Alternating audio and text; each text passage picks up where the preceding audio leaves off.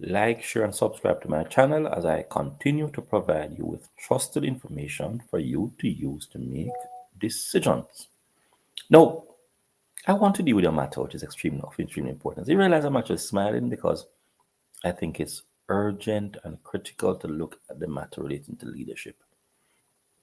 Where the world is today, it seems as though since COVID-19, a number of persons have actually taken a back seat to looking at what is and what is to come and try to place themselves in where they ought to go.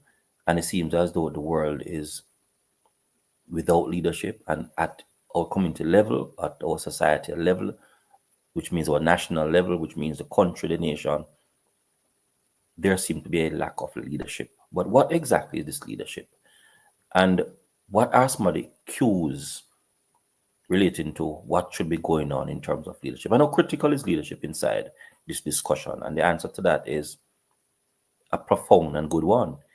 Where am I to get my guidance from? And do I need a leader? What are some of the rules relating to this whole matter relating to leadership? What our world is lacking today is really leadership.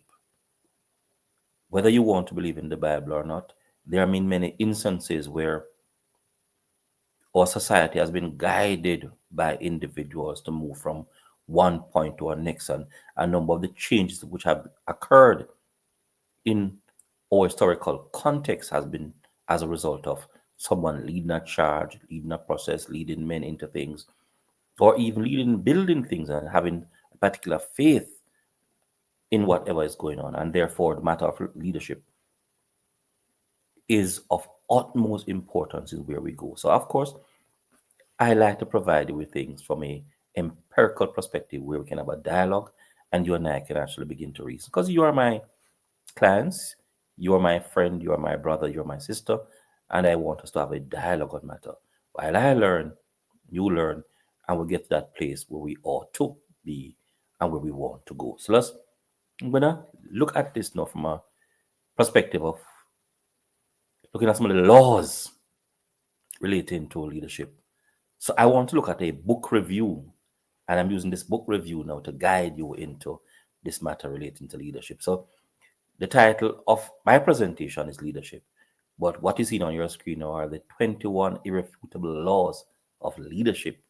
What are some of the cues that we should follow when we are looking at this matter relating to leadership? So what I want to look at is this gentleman by the name of John Maxwell, and he wrote a book on the matter relating to leadership, and I want to look at how Maxwell saw leadership to guide us.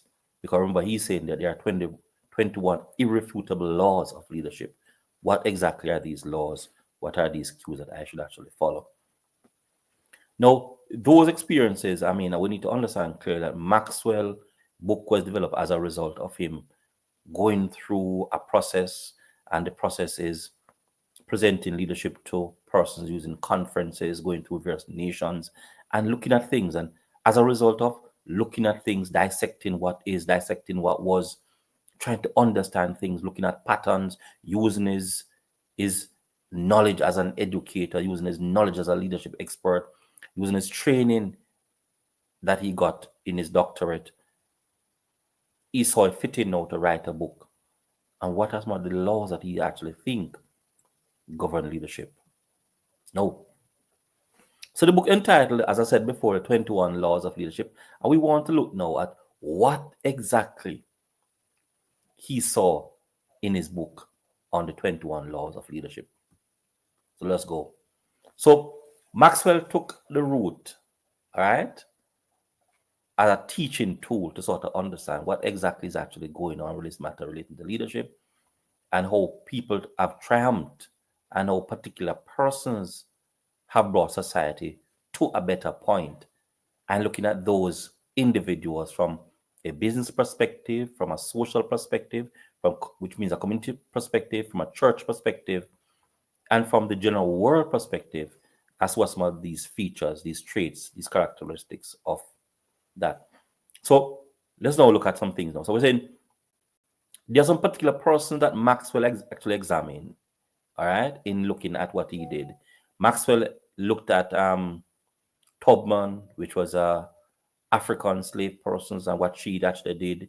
You look at Nelson Mandela, you look at Steve Jobs, you look at Michael Jordan, a number of persons were looked at and looking at characteristics and features that these individuals had. And therefore, Maxwell was now able to say, okay, then, based on some similarities inside individuals, what exactly were some of the things? Fundamentally, Maxwell sort of looked at growth. And Maxwell said growth was equal to change. Now, we need to understand clear, a number of us do not want to actually see growth for what it is. As long as you are going to be looking at growth of anything, growth of a book, growth of a concept, it is going to go through a change. And a number of us do not want to deal with this matter. We want to lead without growing. And if we're going to grow, we're going to change.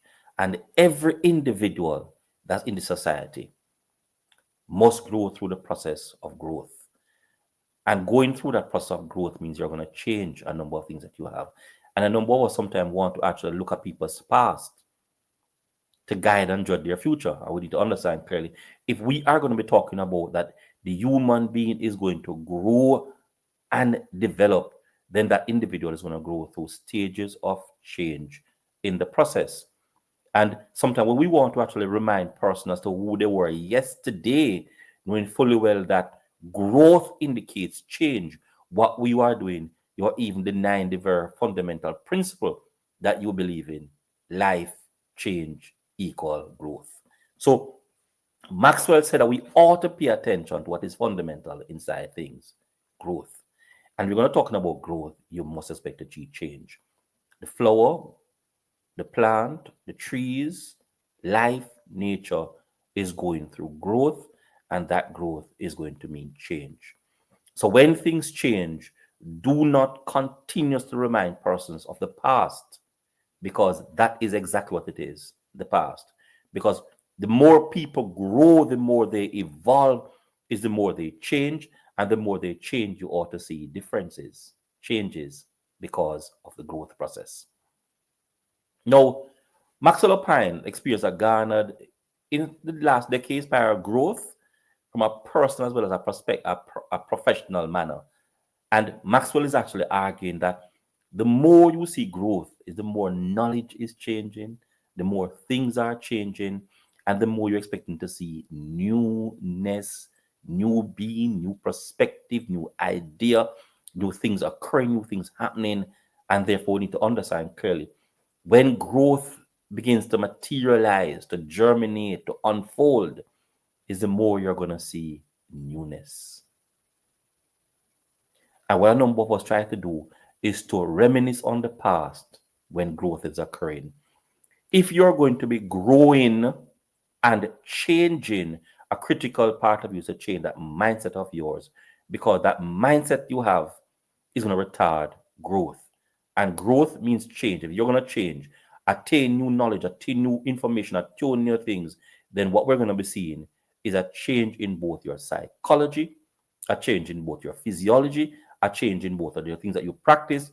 And therefore, do not let somebody want you to remain where you were yesterday when growth is occurring.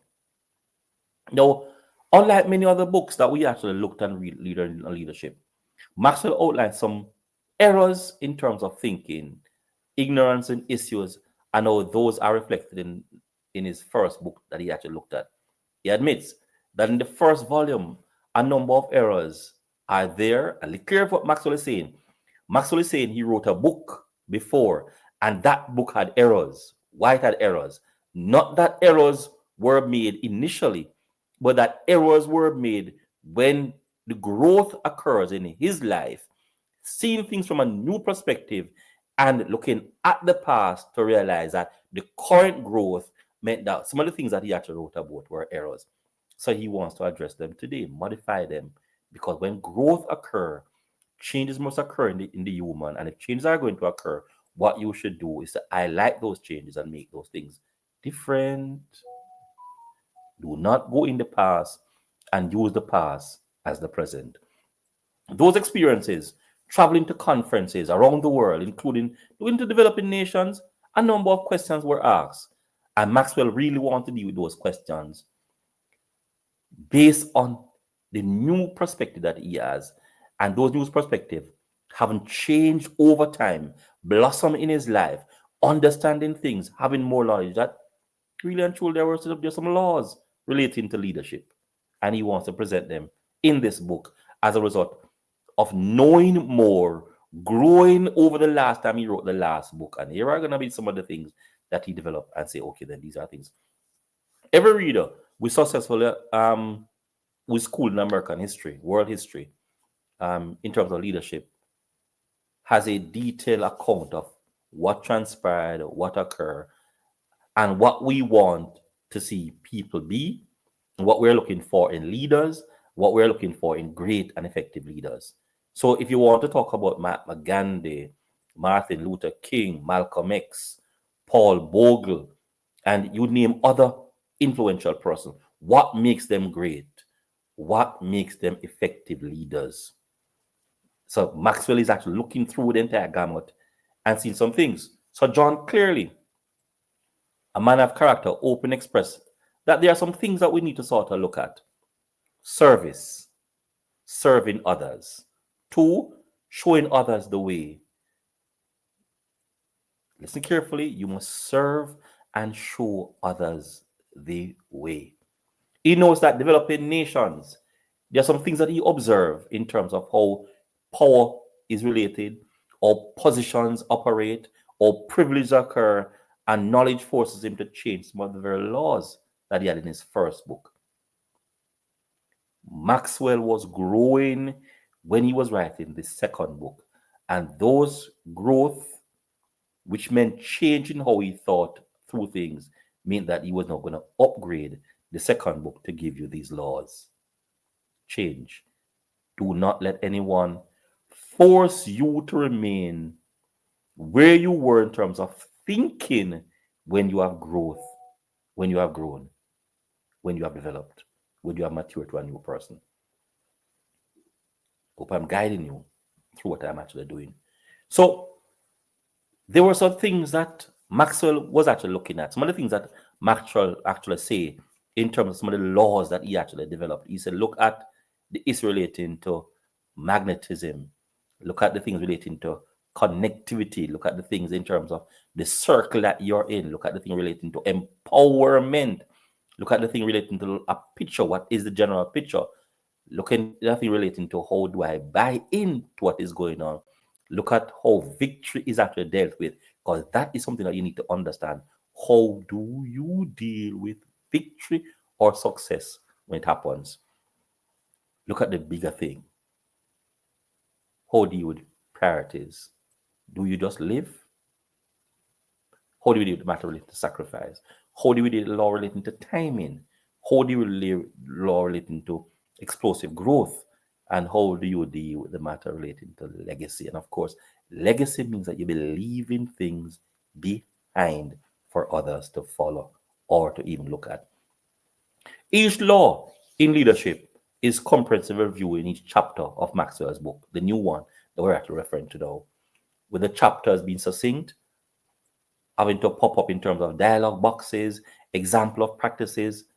All right. We want to understand clearly that Maxwell is using the American history as his way of looking at the laws that he's going to develop, which means that his personal experiences, having traveled with his socialization as an American, is going to let him look at things from a general perspective. The book becomes more aptly relevant from a personal desire to look at exactly how an individual becomes an effective leader.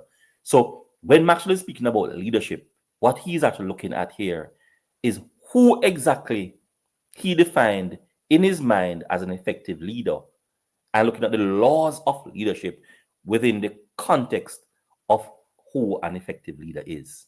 We'll be understand clearly. He's not talking about just leading. He's talking about what it means to be an effective leader, what it means to change people's behavior, take them along with you.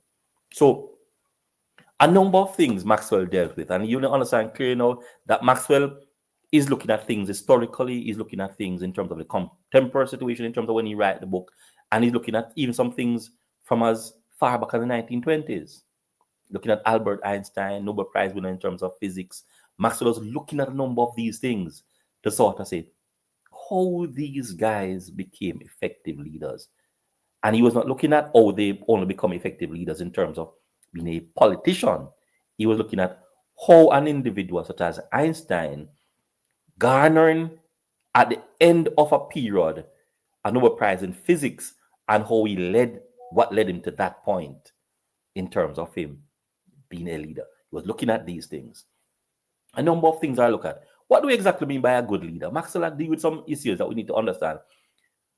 Good leaders, characters are built on trust among their followers. Let me repeat that. Maxwell looked at a good leaders, individuals whose character have a certain state, a certain belief, a certain practice from the perspective of who they lead. People naturally align themselves to followers who are stronger than themselves. People are attracted to leaders whose values are similar to theirs. So then, if it is that you are attracted to a particular trait, it means that those traits are really you. So if you're attracted to bad leaders, immoral individuals, weak persons, those are characteristics that you have. And therefore, you're attracted to those characteristics in someone else. You can move people to action unless they themselves want to move. You need to understand clearly. So, what a leader is really doing, the leader understands your soul and your being, and therefore, he or she is able to lead you, and you will follow if and when you so desire to do so. So, people can't lead you astray. The issue is you want to be led astray. And what good leaders do is to pull it out of you.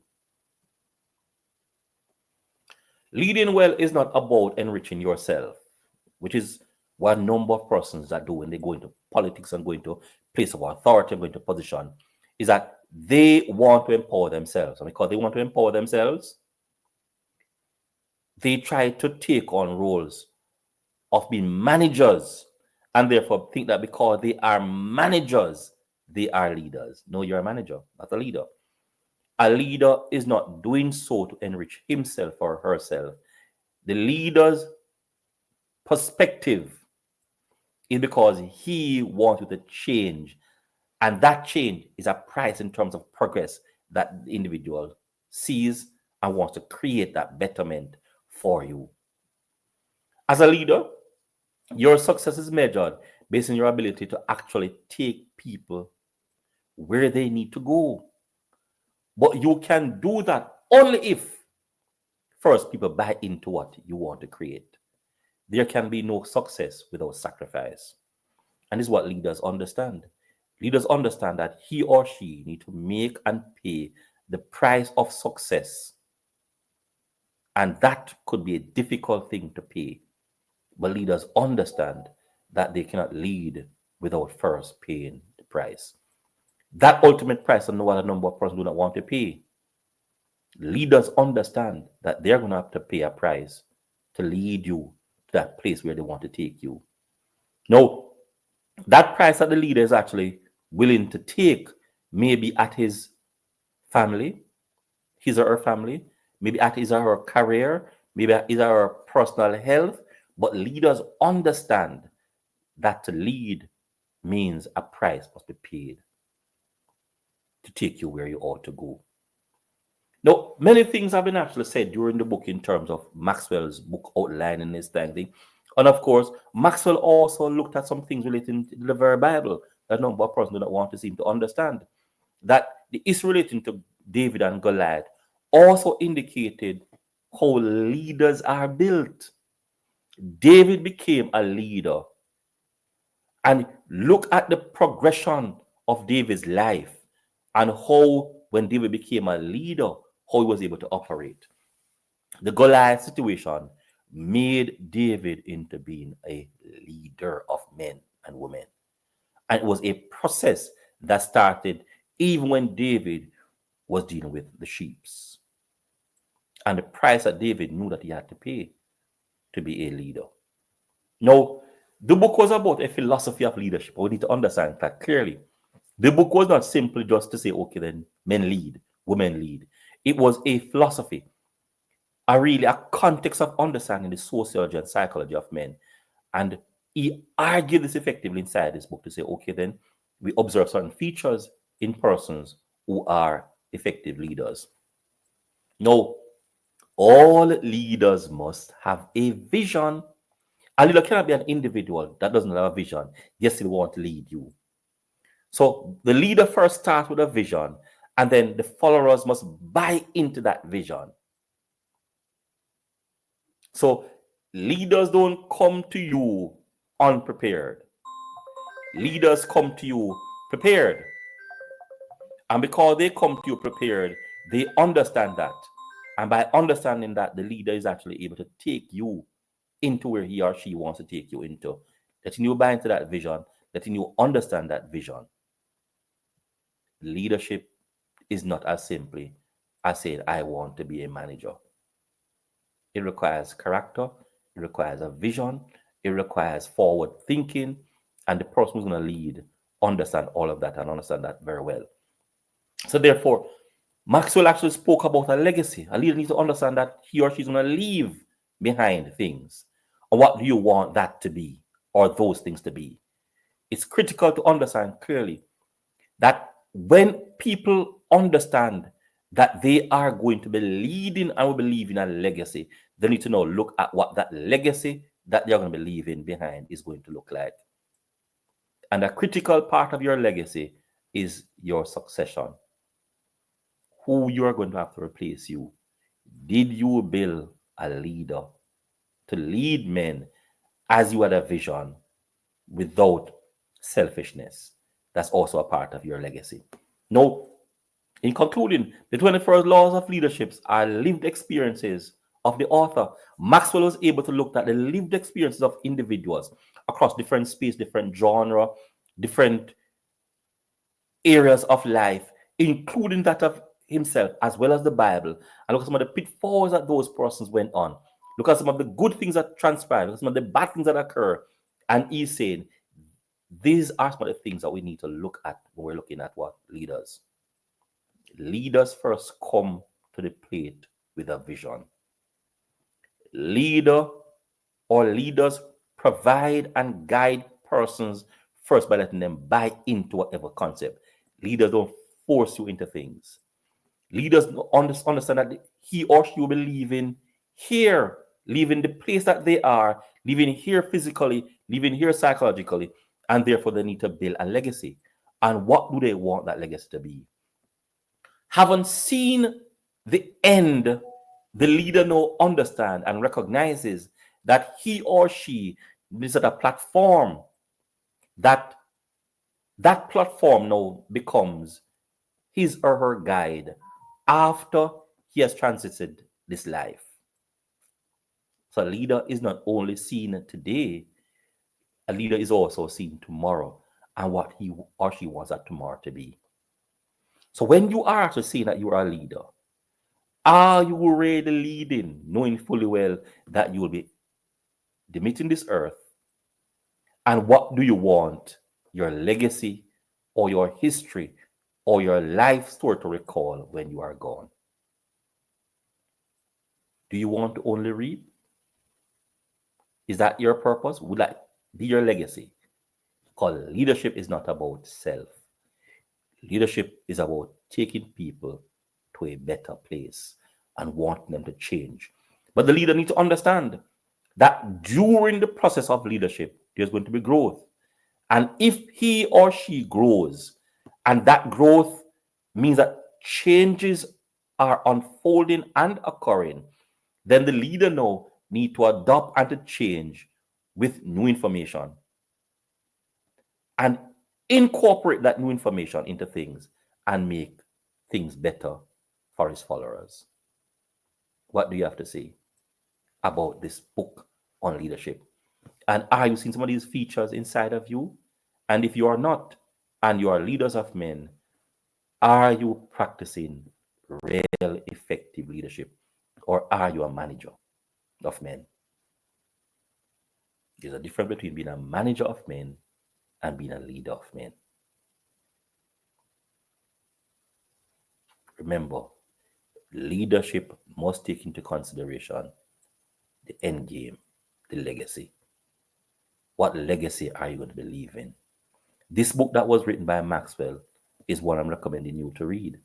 The 21 Irrefutable Laws of Leadership. It guides persons who are managers, who want to be leaders, and leaders that they must understand what exactly leadership really means. Let's have a discussion. If you are a leader of men, understand what it means to be a leader. If you are a follower, understand that one day you may be the leader, and therefore you need to understand what leadership really means. I want you to think on these things. Let me hear your thoughts. Have yourself an awesome day, because all I'm doing, I'm providing you with information for you to use to make a decision. Do you want to be a leader, or do you want to be a follower? If you intend to be a leader, then understand who a leader is and what a leader ought to be doing. Thank you.